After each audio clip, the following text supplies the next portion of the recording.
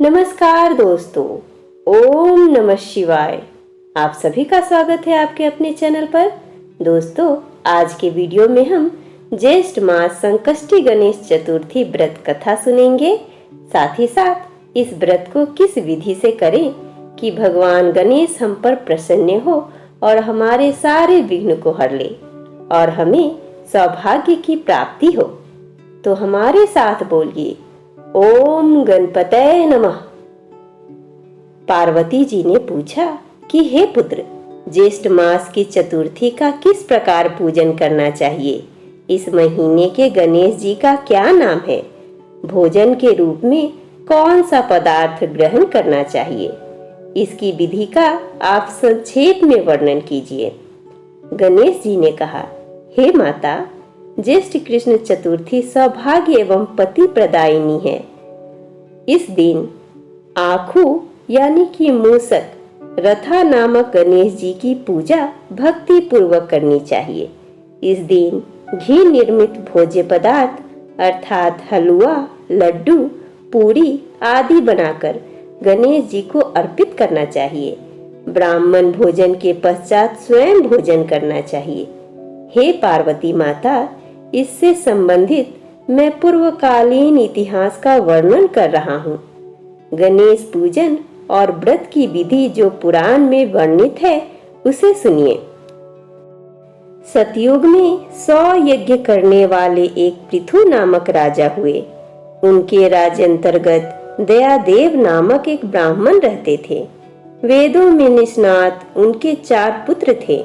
पिता ने अपने पुत्रों का विवाह गृह सूत्र के वैदिक विधान से कर दिया। उन 4 बहुओं में बड़ी बहू अपनी सास से कहने लगी, हे सासू जी, मैं बचपन से ही संकटनाशक गणेश चतुर्थी का व्रत करती आई हूँ। मैंने पितृगृह में भी इस शुभदायक व्रत को किया है। अतः हे कल्याणी, आप मुझे यहाँ व्रतानुष्ठान करने की अनुमति प्रदान करें। पुत्रवधू की बात सुनकर उसके ससुर ने कहा, हे बहू, तुम सभी बहुओं में श्रेष्ठ और बड़ी हो। तुम्हें किसी प्रकार का कोई कष्ट नहीं है और न ही तुम भिक्षुनी हो। ऐसी स्थिति में तुम किस लिए व्रत करना चाहती हो? हे सौभाग्यवती, अभी तुम्हारा समय उपभोग करने का है। ये गणेश जी कौन है? फिर तुम्हें करना ही क्या है? कुछ समय पश्चात बड़ी बहू गर्भिणी हो गई। 10 माह बाद उसने सुंदर बालक का प्रसव किया।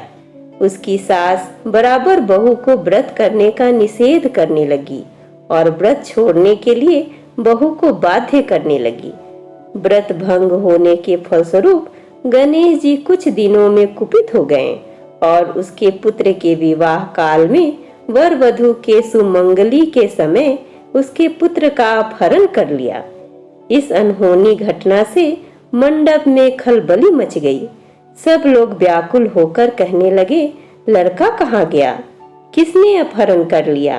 बारातियों द्वारा ऐसा समाचार पाकर उसकी माता अपने ससुर दयादेव से रो रो कर कहने लगी, हे ससुर जी, आपने मेरे गणेश चतुर्थी व्रत को छुड़वा दिया है, जिसके परिणाम स्वरूप ही मेरा पुत्र गायब हो गया है। अपनी पुत्रवधू के मुख से ऐसी बात सुनकर ब्राह्मण दयादेव बहुत दुखी हुए। साथ ही पुत्रवधू भी दुखित हुई। पति के लिए दुखित पुत्रवधू प्रति माह संकटनाशक गणेश चतुर्थी का व्रत करने लगी। एक समय की बात है कि एक वेदज्ञ और दुर्बल ब्राह्मण भिक्षाटन के लिए इस मधुर भाषित के घर आया। ब्राह्मण ने कहा कि हे बेटी, मुझे भिक्षा स्वरूप इतना भोजन दो कि मेरी क्षुधा शांत हो जाए। उस ब्राह्मण की बात सुनकर उस धर्मपरायण कन्या ने उस ब्राह्मण का विधिवत पूजन किया। भक्ति पूर्वक भोजन कराने के बाद उसने ब्राह्मण को वस्त्र आदि दिए। कन्या की सेवा से संतुष्ट होकर ब्राह्मण कहने लगा, हे कल्याणी, हम तुम पर प्रसन्न हैं। तुम अपनी इच्छा के अनुकूल मुझसे वरदान प्राप्त कर लो। मैं ब्राह्मण वेशधारी गणेश हूँ और तुम्हारी प्रीति के कारण आया हूँ।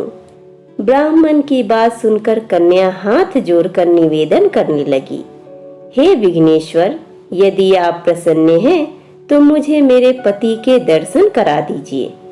कन्या की बात सुनकर गणेश जी ने उससे कहा कि हे सुंदर विचार वाली, जो तुम चाहती हो वही होगा, तुम्हारा पति शीघ्र ही आवेगा। कन्या को इस प्रकार का वरदान देकर गणेश जी वहीं अंतर्ध्यान हो गए। उसी समय की बात है कि सोम शर्मा नामक ब्राह्मण एक वन में से उस दिव्य बालक को नगर में लाए।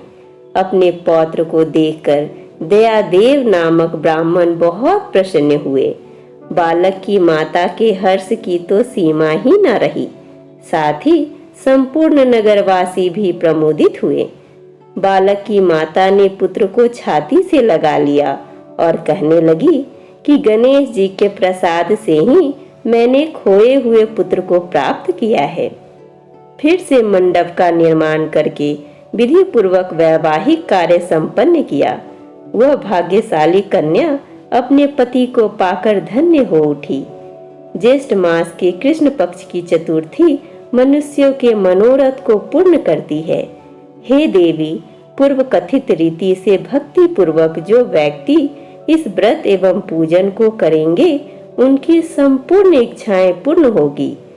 श्री कृष्ण जी कहते हैं, हे राजन युधिष्ठिर, भगवान गणेश जी के व्रत का महात्म्य है। हे महाराज, अपने शत्रुओं के विनाशार्थ आप भी इस व्रत को अवश्य कीजिए।